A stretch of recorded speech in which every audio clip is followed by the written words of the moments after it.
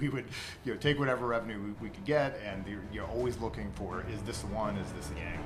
And then when we finally did hit it, it was pretty obvious, right? We had a couple products in market. They basically had a couple customers each, and you were doing a few $1 million, and then all of a sudden this 100K project went to 500K to $1 million to $2 million to $4 million over a period of about 2 years. And we're like, all right, well that one seems a lot better.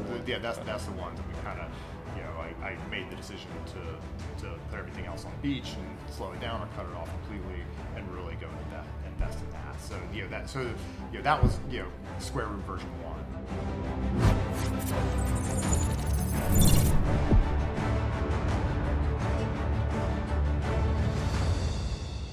Chris, welcome. You are known in the tech community as one of the bootstrap evangelists of the world. You're a big proponent of it. I think bootstrapping's ridiculous. I say raise all the money you can, grow as fast as you can. Why argue against that? Why do you love bootstrapping? Yeah, so my brother would agree with you. He's a VC evangelist and has had 5 VC-backed companies that he's either been leadership team or founder CEO of. And we do a long talk on that. And the reality is, I didn't have a choice at the beginning, right? I had, after a 10-year career, I had some FU money. I knew I wanted to be an entrepreneur. I knew enterprise software really well, and I had the kind of like the 3 relationships that matter. I had the FU money, relationship with money. I had relationships with clients, and I had relationships with people that could be the team, but I didn't have the idea. So I took those 3 things, put them together, and got projects with my clients, and always with the intention of, I'm going to take this project, turn it into a product, and go win, and that's going to take 6 months. Yep. 4 years later, I had an enterprise software company, and I was cash flowing so much from the business I built before, I didn't need to raise money, right? But no one would have funded me in the first place. So, it's rare that someone actually has a choice. There's a rare band of companies that are ideas that can go either way. Some of them have to have speed and grab for market share, and some of them don't fit the kind of the VC angle. I actually was one of the ones in that middle, but it was a little slower and took a little longer. But I had 100% of the cap table, plus the phantom for the team, Yep. and it gives you a lot of optionality. Amazing. Staying on the theme of bootstrapping, I think it's, first of all, it's much harder to bootstrap a company. I think we can all agree with that. But if you can do it, ... this is probably your argument, is like, it's a lot better, right? You maintain a lot more control of the company. If you make it through to the other side and run the gauntlet and sell the outcomes can be extremely meaningful. But to do that for 17 years in your last company, to me, is just like, that's mind blowing. So talk to me about how did you do that? Like, how did you stick it out? Let's maybe talk a little bit about some of the early years in the company where you're really bootstrapping, really grinding it out, really saving every dollar. And maybe we can get into some of the journey of what you built there over 17 years. Yeah, absolutely. And there were these phases of the company, right? As I mentioned before, in those early years, I was really not even trying to find product market fit. I was trying to find product, right? I was early and really, and my thesis was, I've got all these relationships with clients. I can embed myself with them, because they trust me and they know the team I have built. And we can go in and solve. We know they have a lot of problems. We'll solve them, and we'll try to solve them in a way that is scalable to other companies, where we can go and do that and create products. So there's a little bit of wandering through the wilderness, right? There was no bad revenue in those early years, right? We would take whatever revenue we could get, and always looking for, is this the one, is this the angle? And then when we finally did hit it, it was pretty obvious, right? We had a couple products in market. They basically had a couple customers each, and we're doing a few $1 million, and then all of a sudden this 100K project went to 500K to $1 million to $2 million to $4 million over a period of about 2 years. And we're like, all right, well that one seems a lot better. That's the ones that we kind of, I made the decision to put everything else on the beach and slow it down or cut it off completely and really go and invest in that. So that was square root version 1, and then there was the transition from the consulting company, basically, from Honest With Myself, to the SaaS company, which, again, in my heart of hearts, like, well, that would be easy, right? We'll just whip that out. That took 4 years to really get the team in shape. So it's different folks, different mentality, hard to do that. And then there was kind of the march towards exit, which was the third chapter on that. Tell me about what once you sort of found, let's call it product market fit, Yep. right? You were fully convinced that this was the thing. what did the company actually do? Yeah, so the thesis of Square Root, I like to call it the $25 million slide problem. So one of the things we were doing to fund the company early is we were a data science company. And we, take Nissan was one of our largest customers. We had data across the industry and 100 data sources within the walls. We had kind of a better view on their business than they did. And so I would walk into a boardroom and we'd show a $25 million slide. Did you know that if you just got your profitability to where demand says it is, defined by all this smart stuff we did, that there's $25 million in incremental profit? Did you know that if you got your retention in the South to where it is in the West, that there's $25 million in incremental profit? And on and on and on. You show these slides. And you have the executives and they look at it and they're like, I absolutely agree that that's real money. The problem is, with all those slides, was they always die in execution. The reason I die in execution is I have 1,000 dealerships. What do I tell that dealership to do to get my $25,000 to ladder up to my $25 million? Turning that into operations is a really difficult problem. And so we built a platform to do that. So we took all the insights from the boardroom and we would basically dumb those down into an insights for field organizations, kind of the level above the dealership, and then the dealerships themselves to say for dealers just like you, for small rural dealerships or for large urban dealerships, whatever it is, there's 100 things you could talk about or look at. Here's the 3 that you're performing least well on, and here are the things that the best stores do that look just like you. And so it's kind of half prescriptive analytics and half coaching platform. And it's called Coefficient, or Math Geeks, Square Root Coefficient. And yeah, that was the product that we bought to market. And we were working with about half the industry when we sold. What year was that? That you started? So I started in 2006. I sold it at the beginning of 2021, and I just wrapped up my earnout, like a couple weeks ago. A couple weeks ago. Yeah. Nice. We should talk about that. we should. So, okay, so are you a math geek yourself? I was computer science math, major in college, yeah. So you were doing data science before data science was data science? I was. I pretty quickly went up the business path on my career. I went from being a developer to technical sales, and then on from there to running lines of business. So I'm not hands on keyboard anymore, but I know enough to call bullshit on my team. Yeah, no, it's amazing. Like it seems like data science and machine learning sort of came on hot. I want to say in like 13, 14, 15. Like those were kind of the years where, so maybe a decade ago, but definitely not 06, 07, 08. So like you were way ahead of the trend of like actually building models around information to make better decisions. Yeah, right? Absolutely. Yeah, we were. Yeah. So one of the things I know about the company that you built with Square Root was at some point you guys became the number 2 place in Fortune magazine in the U.S. to work. Like, is that true? That is true. How does that happen? Yeah, so there's a dirty little secret to all this that now that I don't have a company, I'll tell everyone. Apply, right? So we had, play the game. Yeah, we had won some local awards, and my director of marketing at the time reached out. She's like, "God, there's this one with Fortune magazine. Do you think we should apply to that?" And I was like, "Oh, sure, like whatever. Like we're gonna win that." And then and we got actually like 25th the first year we did it, and then the second year we got second. So a lot of it is you may be better than you think you are. Try and apply and storytell. It's one of the ones where they not only interview your team, but they also really look at what you're doing. A lot of these awards just do a team interview or a team survey, and so the companies can game those sometimes. And the Fortune one was both a survey and also basically a very long essay.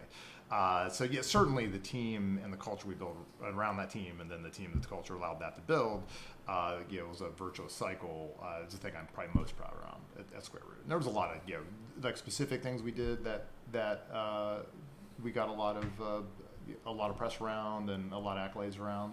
I'm happy to dive into any of that at any level of detail you'd like. Yeah, man. So we'll kind of put a bow on it. So eventually you build a company, you're acquired.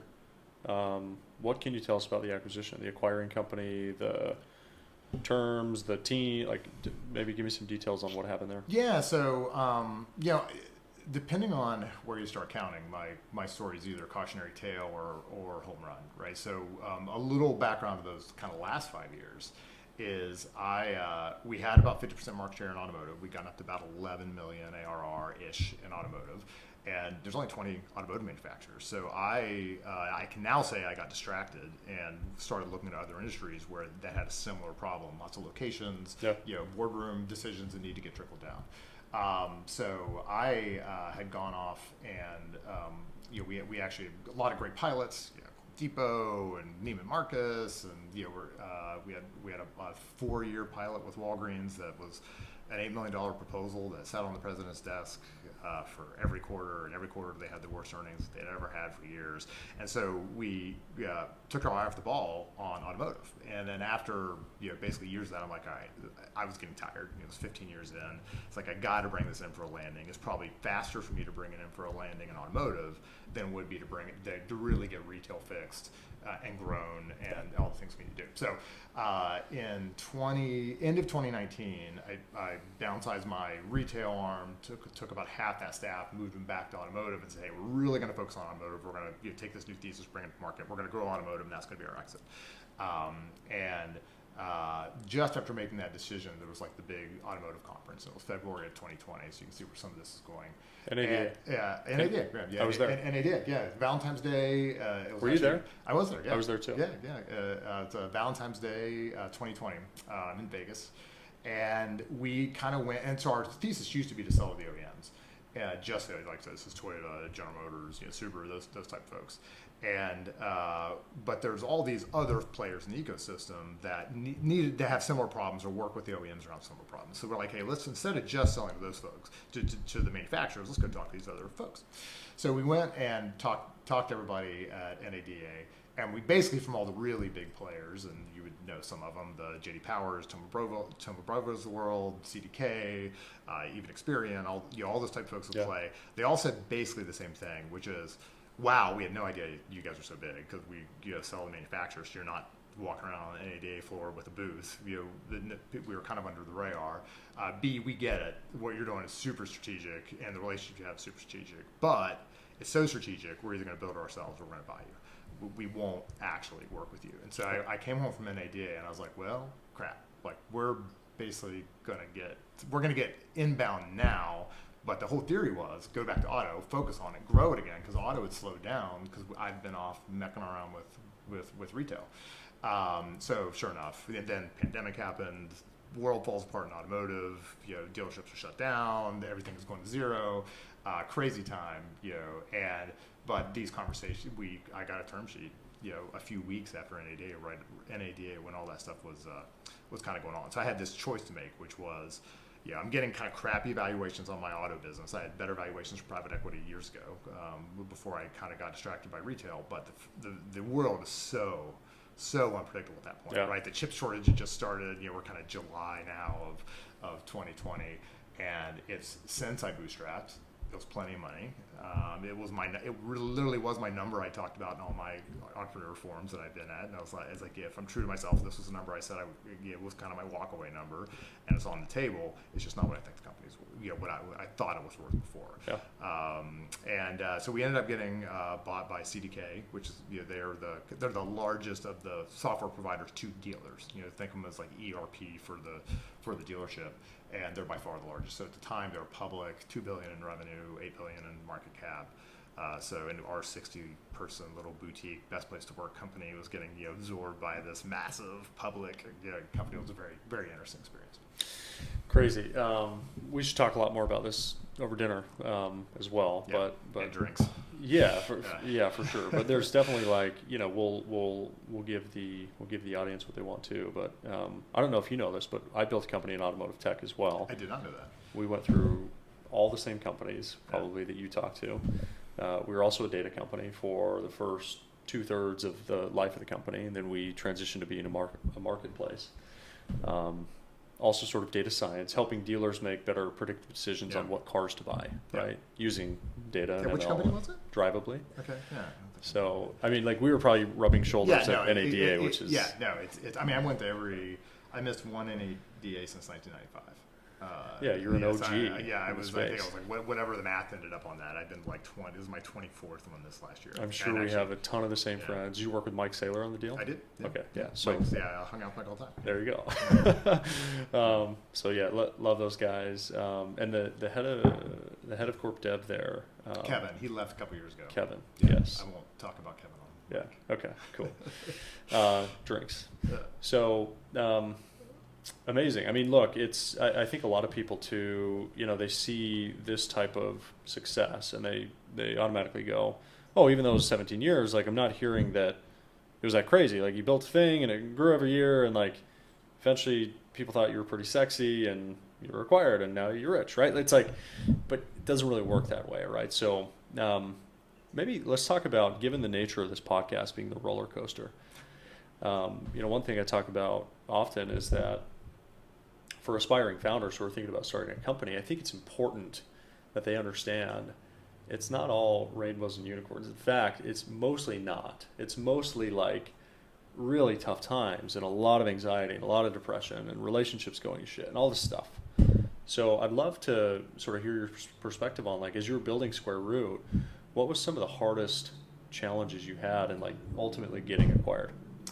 Yeah, I mean, roller coaster is a great word for it, right? I mean, I think perseverance, grit, maybe a little, naivete about just how hard that journey is going to be, and a little bit of optimism that you can do anything. If you don't have a lot of those things, it's going to be very hard to be a successful entrepreneur because the road is almost always very, very bumpy.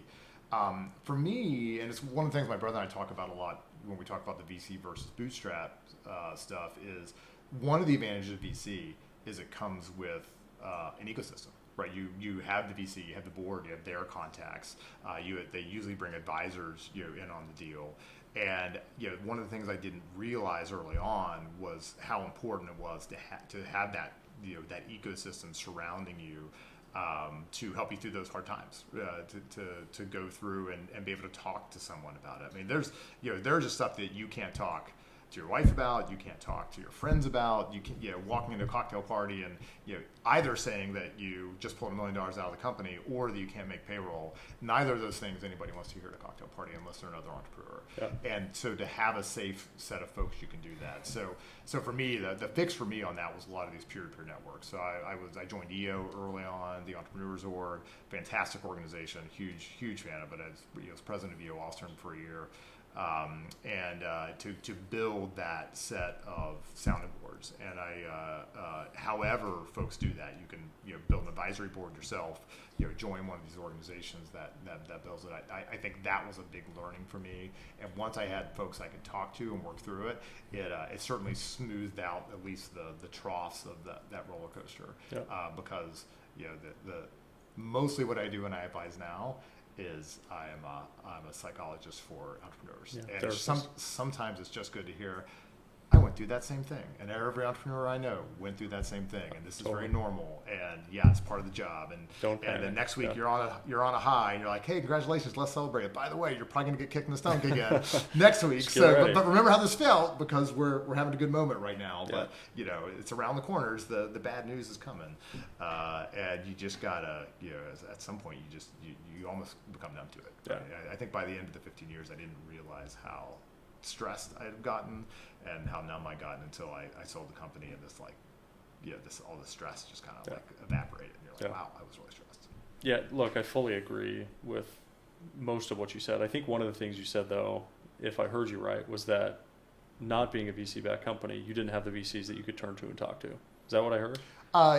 They bring an ecosystem with them. Right. Yeah. So yes, the VCs themselves, but you'll have a board, for better or for worse, right? There's some downsides of having a board, but there's a lot of upsides of having a board, right? Just that those folks that are mostly in the boat and rowing with you, and trying to make you better, but they also have a lot of connections and contacts where they can kind of get you into your early customers. They can a lot of them actually do introduce their CEOs to be able to have those conversations and talk about it. Though they have access to just banks and financing, all these things that when you're bootstrapping, you're out there on your own. I was sole founder.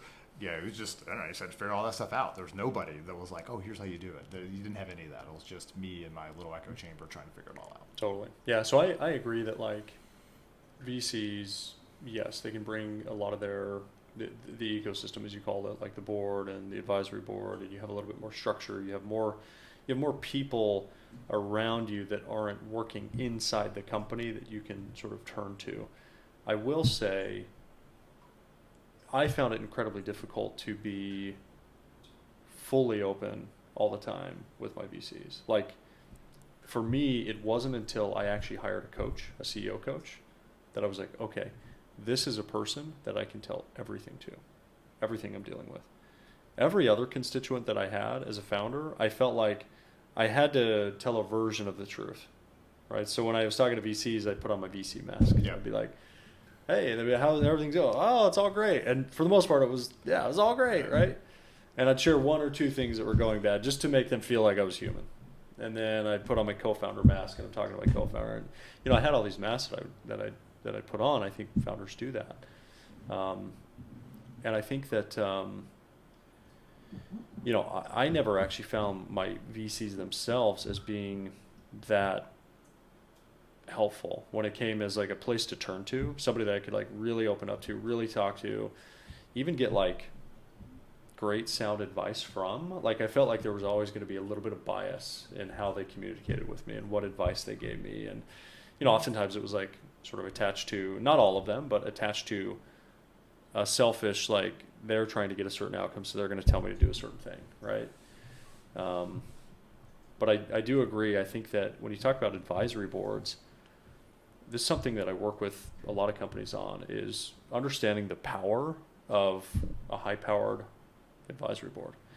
And if you treat it the right way, and you structure it the right way, you build it the right way, you go about it the right way, you make sure that you have the right people on board, and you set the right expectations. Like, those advisory boards, those 2, 3, 4, 5 advisors that you have in the company can move mountains. Yeah, I agree. I wouldn't say I did a fantastic job at it either. I had some great advisors along the way, and I do think one thing you said there is, and you want to have at least one of them that is truly your coach, right? Someone that is there for you, not placed by your VC, or someone you kind of know that you don't feel like you could be open with. Somebody you really feel like you could, at least one of them, you can be transparent with. And I was actually talking about this to a friend of mine recently, and he was putting together an advisory board, and invited me to be on it, which I was flattered. I was like, hey, and he was like, talk about it, and I'm going to do the guy and the guy. And I'm like, hey, so first of all, thank you, but have you actually sat down and made your dream list of who would be your advisors? Absolutely. Like you literally just kind of mentioned the first 3 people that came to mind that you had access to that would say yes. Yep. Step back and make the dream list of the 15 people. Right, start at Elon Musk and work your way down, and who would you want to be on? And I think you'll be surprised and shocked about at least the folks that will respond to you, and I bet you can get 1 or 2 of them. If you just ask and you get it structured right and the ask is right, you know exactly the time commitment that you want, especially as folks are getting up in their career, they're looking for some of those opportunities, and most startups are exciting and doing interesting things. So that's my first piece of advice on that. Is, well, first piece is get one, and second piece is reach for it and see if you can get the perfect people that can help you 100%. Either as coach or in your industry or whatever, whoever that is for your business. Yeah, fully agree. I thought advisory boards were a little bit like taboo when I was a new founder, and I got introduced to this guy named Sean O'Brien, who's one of these people who, when they come into your life, you just go, okay, this is a person that I want to spend the rest of my life with. Like, I want to be around this person and friends with this person forever. And Sean came in and looked at the business, said, hey, I want to help you, I want to get involved. Do you have an advisory board? And I said, no, I don't. And he made the recommendation to me, like, why don't we build a high-powered advisory board? Cool, tell me about that, right? And he gave me like the playbook, and he had done this with several other companies. And he's like, I'll lead the advisory board, and I'll be the one to like help you interview people on the advisory board, identify the right people, get the most out of the advisory board. And so instead of you having to like wrangle the cats and deal with each of the advisors, like, if you have a need, you come to me and I'll go and like take care of it. And like, this structure actually worked amazingly well. And Sean, just kudos, Sean. He knows I love him so much, but just was amazing at like taking on that responsibility, taking it seriously. And at the end of the day, like, each of these advisors had equity, and Sean had the most equity out of all of our advisors. It paid off nicely, and so I think like he gets it. Like if I can lean in, add value, creates equity, it creates value for the company. Like eventually, I'm going to get taken care of, in doing this. And Sean wasn't a paid advisor, like on a retainer, but we did a few of those as well, where we'd have like sort of more operating advisors that would actually come in, like roll up their sleeves, get involved in the business. I'm doing this with several companies right now, and those seem to work incredibly well as well, as long as it's like clear, like you're going to come in, you're going to help me with these three things, and we're going to knock it out of the park, and you're going to have equity, and I'm going to pay you, but it's a value exchange. In exchange, like we expect that company's going to grow because we have you involved. Yeah, and that's we did a little bit of both as well. Some equity, some paid. I'm doing some folks can't afford to pay anybody, but they're exciting companies or just exciting entrepreneurs. My lens for all that is basically I've at least earned the right where I don't have to work with anybody I don't want to work with anymore, which is a great place to be in your career. That's not always true. So first of all, just as an entrepreneur or team of entrepreneurs that I'm excited to just hang out with, socially as well as business wise. But then it's almost like, and the company's got to be, I don't write checks in all of them necessarily, but it's got to be a company that I would. Right. Yeah, it's just not, it's not worth my time to work on something that's not going to be big impact and have a high chance of success.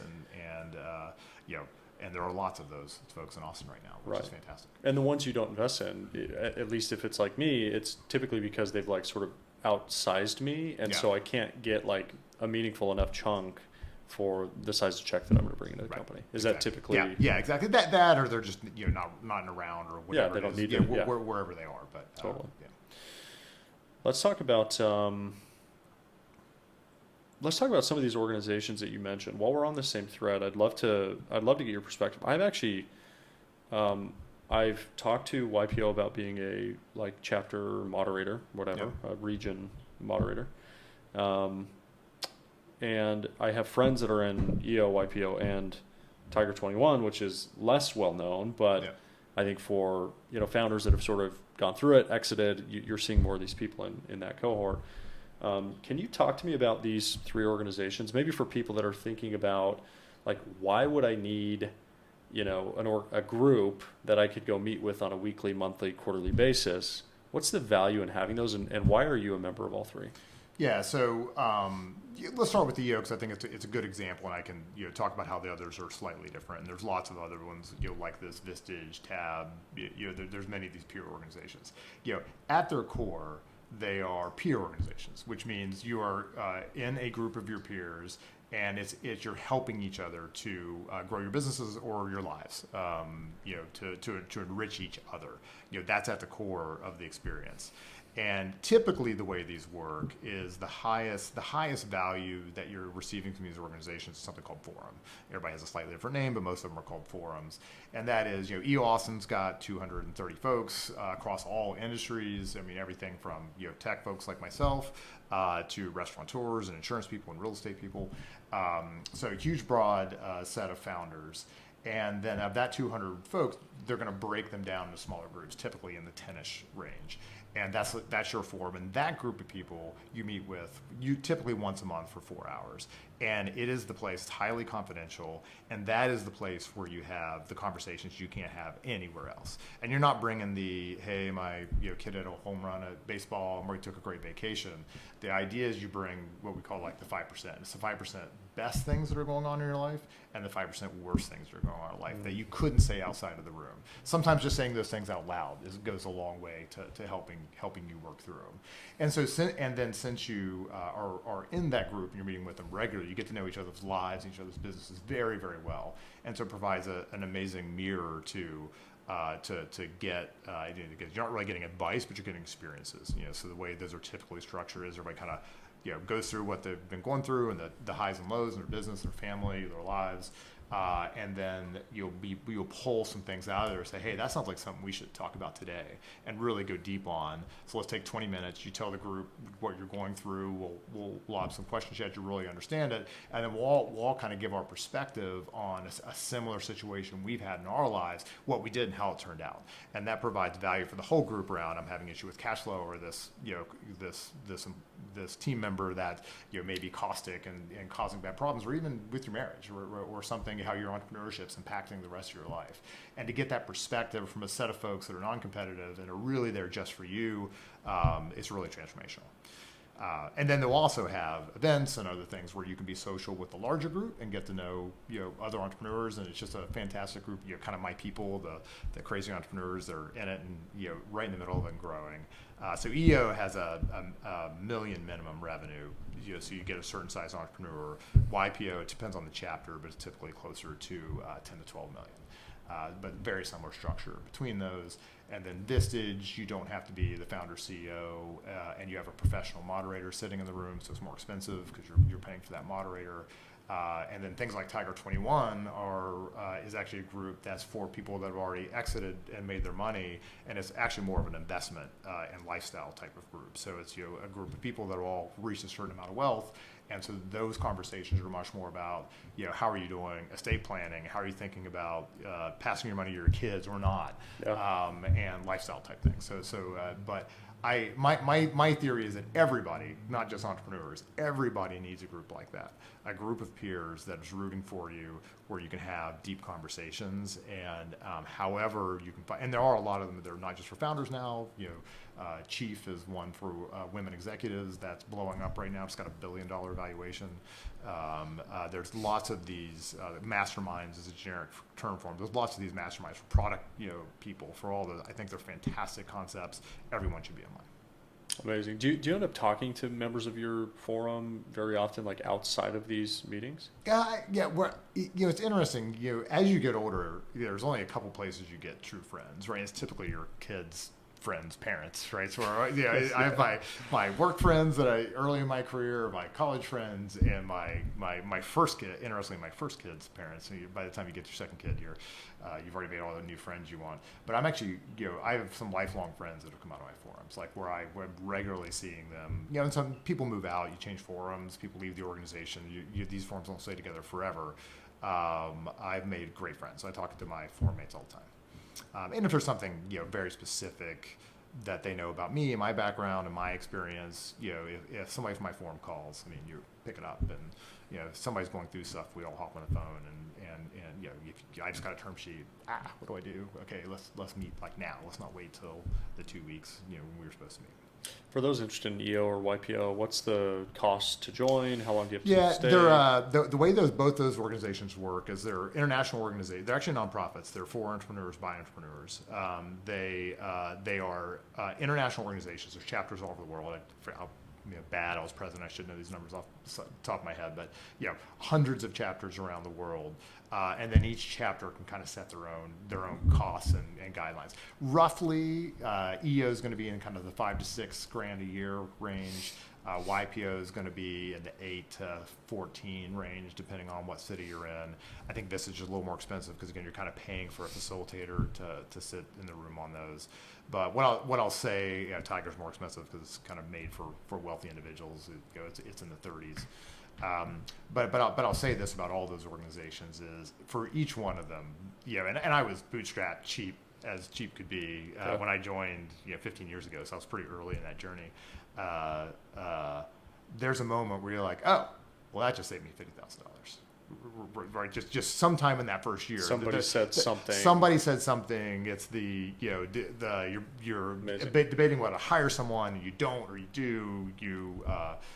Somebody introduces you to somebody that saves you half your AWS spend. Whatever it is, there are these moments multiple times a year where you're like, all right, well, that just paid for the dues. Yeah. And yes, if you get through your first year and you don't have that, then you're probably in the wrong forum.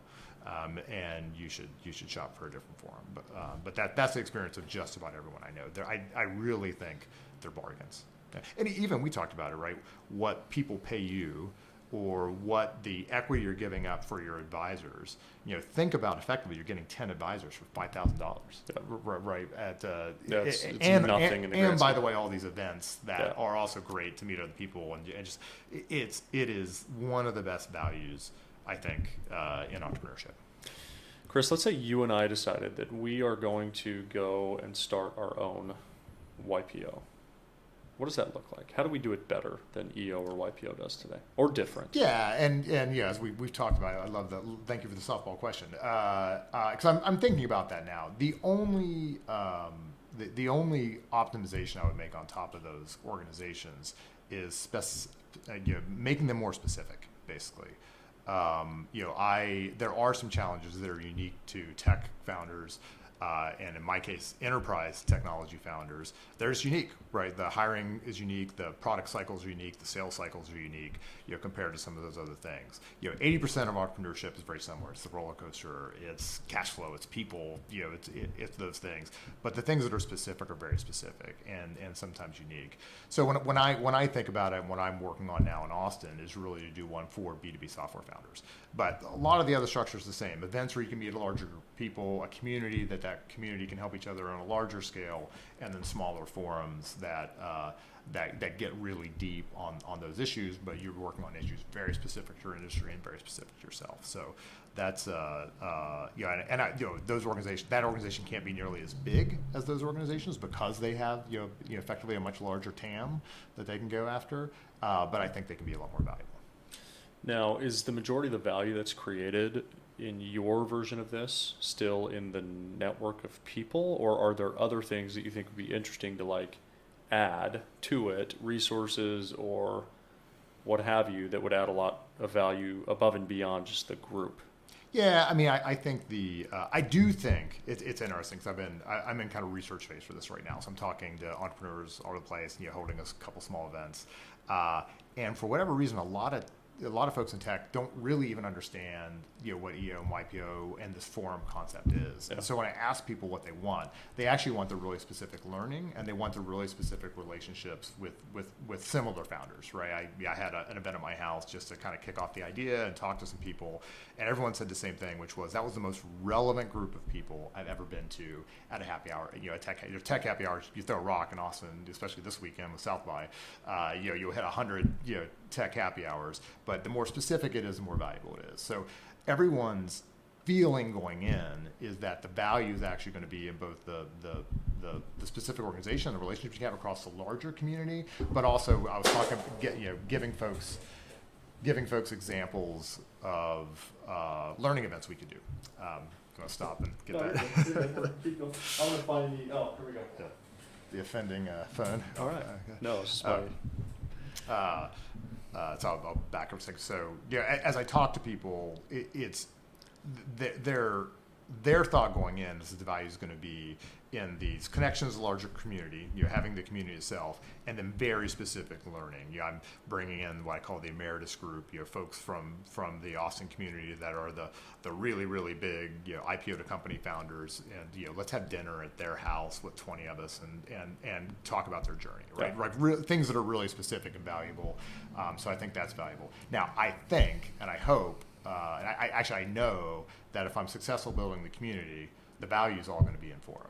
Like if I ask people once they're in the org, and for those folks that choose to join a forum, a year later when you ask them, hey, what's the most valuable part of this org, they'll all say forum. Yeah. Nobody knows what it is yet. Nobody understands that yet. And if you go to EO and YPO and you ask that, it's always forum. 95% of the members talk about the reason they stay in the org isn't because of the amazing events or the larger group of people. That's all just gravy that kind of justifies the cost for them. But forum is where they're getting all the value. And it's why people stay in EO and YPO for, I'm coming up on year 15, 16 maybe with EO, and it's all because of the forum. It's not because of anything else. Yeah. Have you thought about doing a podcast? I have thought about doing a podcast with my brother, actually. So, like I said, my brother and I love our little bootstrap versus VC, brother versus brother shtick we do. We both grew up in rural West Virginia, so we have a pretty, I would say, uncommon path to entrepreneurship where we came from.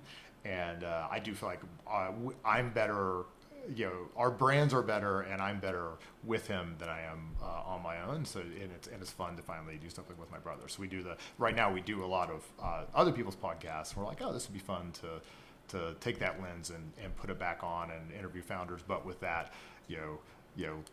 bootstrap devil, VC angel, or vice versa on each shoulder, kind of say, why'd you make that decision, and if you could do it again, and all that, and really kind of dig into that thesis. If you were to play the part of your brother, play his shtick, what would he say? About like I mean, I don't think we disagree. I mean, we sometimes we'll put a little bit on, but mainly we kind of almost take that. Well, Rob had it easy because he had that, and Rob's like, well, Chris had it easy. So it's almost, if anything, the opposite of that. But it's all he had speed, I had control. He had the ecosystem, and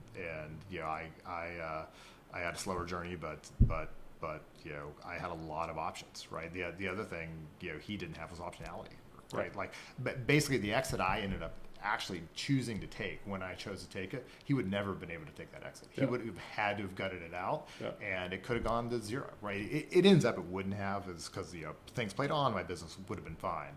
But certainly where I was standing in the moment, it felt like it could have. He wouldn't have had that option. It wouldn't have been a good enough outcome. If had I taken money, I would have been in that same situation. Yeah. There's this thing that I spend a lot of time with founders on, which is this idea called the energy audit. The idea of the energy audit is how do we look really closely at the things that we're doing on a daily basis and make sure that we're spending the majority of our time doing energy creating things, which are things that I call the zone of genius, things you're great at doing that you love to do. Okay, this idea has been around for a long time. Yep. What is your zone of genius? Okay, what is Chris great at doing that he also loves to do? And how do you think about applying that as an advisor inside of a company? Yeah, so my zone of genius is certainly connecting people, right? So just even since I'm always doing that, just like to help other people meet people that can help each other. Right? I really enjoy doing that. If my brother were standing here, he would point and say, Chris is the extrovert of the family. My brother's much more the operational, going to come in and just crush the plan, and I'm more creating the plan. Strategy is the other thing. So I'm the kind of big thinker. Where can we go? And then, how can I help you get there through other people? That's really kind of my genius, and that's really a lot of that's what I'm bringing. In addition to the therapy that I bring entrepreneurs, it's helping them think through strategy and try to see around corners a little bit about product strategy and company go-to-market strategies, and then just helping them with my network however I can to do that. And sometimes that's just not even directly, but just you should be in this group, or you should be come to my house and meet a bunch of folks. I think those things go a long way. I want to talk a little bit about while we're sort of on this topic. I want to talk about the dinner series that I'm doing, and that mentioned that we're actually doing the next one tomorrow night here in Austin, which is, what's the date today? March 8th, so March 9th. We're doing the first one outside of Arizona, which is cool, of the Collector Founder Dinner Series that I started. Thank you for hosting, by the way. You're welcome. Appreciate it a lot. It's gonna be really good. The reason that I started this was for a lot of these same reasons, right? Like, sold a company, poked my head up, realized I don't have a network of other founders that are like in my same life stage. I had been spending all my time with other founders that were like in the thick of it. And so in an attempt to build a more robust network of like-minded, like-lifed founders, I started doing this dinner series. You've also started doing some of these dinners as well. What do you think is the same magic in doing these dinners, just in bringing the right people together in an intimate setting, in a home, and connecting? Or what do you think the best way to get the most out of doing these types of dinners are? Because I'm planning on doing them now in San Francisco, New York, Miami, LA, here. Yeah, I think that's it, right? It's and even EO and YPO do things like this sometimes too. And it was always when the new members came in, I was like, of all the events you could do, right? And there's the big ones and small ones, whatever. Go to the dinners, because you're going to get to know 5 to 10 members or 5 members and their spouses really, really well. And those folks will become anchors inside of the organization, because when you go to an event, you'd be like, oh, I know these folks really, really well. Yeah. And so, over 3 hours of, great food and great wine, it doesn't have to be great food and great wine, it helps. You just really connect with people on a different level. And it takes that amount of time, right? So it is the problem with like the event I threw, like my little kickoff event for the B2B, which is my little mastermind I'm playing around with. It was too big. I was targeting 25, and then last minute everybody's like, "Oh, can I invite that founder?" And I can't come, blah blah. So it ended up being 55. And 55. So I didn't actually get to talk to anybody because I was running around pouring wine and saying hi and bye to everybody. So a lot of great people were reconnecting and getting a little bit of a connection, but there was no deep connections happening at that. Now I got a lot of feedback that I met somebody and we're having lunch next week or all that, so those things happen. But those 3 hours smaller group where you can really make some connections, I think it's really special. Yeah, amazing. You seem to be staying in shape pretty well. How do you do that? Interestingly, staying in shape is another. I just got in shape, so nice. I thought I needed to lose 30 pounds. You looked a little rounder in your profile. I do. I need to get. I'm like in the weird world. I'm turning 50 in a couple weeks. Let's update that. Yeah. I'm turning 50 in a couple weeks. I was like, and I need to get like a new profile because I look better than I do on my LinkedIn. How old are you in that LinkedIn photo? That was probably 7 or 8 years ago. Yeah. So that was probably 43, something like that. The couple things I've discovered recently I'm deep into functional medicine, live forever stuff is kind of what during the pandemic, all my podcasts are all the Peter Tia and Huberman and folks like that. Yeah. So my wife just laughs at me about all the crap I try and do, and I'm always like both diet and devices and different workout routines. But I started seeing a new doctor about 6 months ago, and basically a couple transformational things. Got really strict on the diet, basically cut alcohol, dairy, like everything for about 16 weeks, just kind of reset and get back on it. But I added strength training and I tripled my protein. Those were the two biggest things, especially as you get to my age, hitting 50. It's no one gets enough protein. Like I ate protein every meal, but I intermittent fasted was one of the ways I kind of managed my calories. And I was starting to see a trainer. I hadn't done any weight training, and they're like, so how much protein do you eat? I was like, oh, a ton. I like every meal, right? Like, well, both meals a day that I eat, like there's always 50 grams. Yeah, exactly. It's like, why don't you go measure that? You should be doing basically a gram per pound of your body weight, where it should be for me would have been about 190.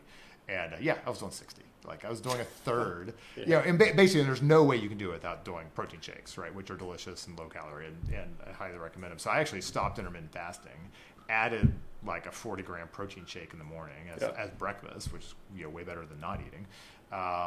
Started working out 2 or 3 times a week for a half hour, but strength training in addition to some light aerobic stuff I did before, and weight just fell off me.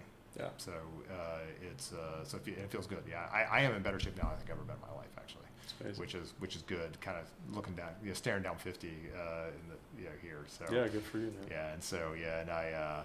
A couple other hacks. If people look at my favorite hacks that I do, I got a weighted vest and a weighted backpack. So when I do my calls, I was walking around the neighborhood all during COVID, post-COVID, and since that became my way of just getting all my steps in, now I do it with 20 to 50 pounds on my back, and it literally takes walking and turns it into running aerobically. But you're not huffing and puffing and using your breath. So that's a great way to build some strength and build some endurance. That's great. That I started doing, and very recently, I started doing cold plunges, and that's been pretty transformational as well.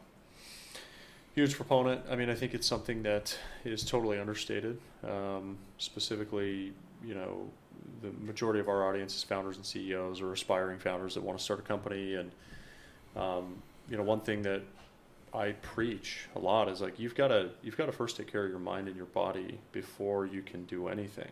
Like, I think that health, physical and mental health, is just foundationally important and a key to like being a good leader, being a good husband, being a good father. Like if you don't have because mental health and physical health are directly correlated, right? There's a ton of science around this. Yep. Huberman talks about this all the time. And there's ways to just take care of that every day. And it doesn't take necessarily hours of your time. Like you could do things for 20 minutes a day You could do a 3-minute plunge, cold plunge every day. You could sit in the sun and get some rays for 6 minutes. You could go on a 10-minute walk and like literally be exponentially further ahead, like from a mental and physical health standpoint than the average person. So, I think this stuff's super important. And one thing I, noticed about you when you first walked in, it was just in great shape and seemed like you're, taking care of your health. So, well, thank you. Like I said, I'm glad you noticed because it would have been very different. Like I was when I went into the pandemic, I was sitting at about 230. And thought I needed to lose 20 pounds. And I did during the pandemic. Just I wasn't traveling, I wasn't eating as much and doing that. I kind of dropped down to about 210. And I got 210, I'm like, oh, crap. I actually needed to lose 40 pounds, not 20 pounds, because I still basically look the same because I'm kind of a big guy and I carry a lot of weight. So then, I started kind of, going down from there and it got to about 200. And then at 200 pounds, I went to my new functional medicine guy. So 30 pounds later, he did a DEXA scan and and I was feeling pretty good about myself because I just lost 30 pounds, just over 18 months. And he slides my DEXA scan, which is kind of the best way to tell your fat versus muscle, like the most accurate way to tell your fat versus muscle. 23%. And he's like, you're skinny fat. He's like, I was 26%. 26%. After losing 30 pounds. Yeah, exactly. Yeah, and he's like, until that's below 15, we're not going to talk about anything else. He's like, that is the main driver of your health, and so we're not. There's all this other stuff we can do, and we did some supplementation based on my blood work and all that, but that's the main thing, and it's got real serious about it, and now my goal for 23 is just to be below 15%, right? I'm not worried about a particular weight or whatever, because you can gain muscle and your body fat goes down, or you can lose fat. So so I just do a DEXA now every 6 weeks, just to that's my measurement for my yearly goal. Amazing. Do you think you'll do another company at some point? It's interesting. Everybody, of course, it's the first thing everybody asks, like, especially right after I sold Square Root. It's like, oh, you're going to do another one? And I was like, hell no, right? I was so toasty. I was so fried. And then 6 months later, I was like, no. And then, a year later, I was like, maybe. And, now you're thinking about it. But really, and when I think about company, I think about it differently now, right? How do I want to spend my time, and how much impact do I want to have? And so one of the problems with advising, it is very high impact, and it's kind of this combination of giving back, and sure, you make money, and I enjoy doing it, and it's fun, but I'm only helping 5 to 8 startups a year, right? In a deep, meaningful way. And you realize after having that kind of 10-year career and then 17-year journey with Square Root, is I kind of feel like I have more impact to offer the world and more to do. So it's really what kind of got me into thinking about building this mastermind group, the B2B for enterprise software founders. Was it takes all my skills, and it's the thing I love to do, but it does it at scale. Yeah. And so that is a company if I do it right, and it could be fun to build and go and do. So when I think of company, I just think about impact and scale. That could be nonprofit, that could be other things, but I'll build something else. It may not look like traditional. It probably won't look like a traditional tech company and what I did before, but I'll build something else. Love it. To wrap the podcast, I want to get your number one best piece of advice for aspiring founders that are thinking about starting a company.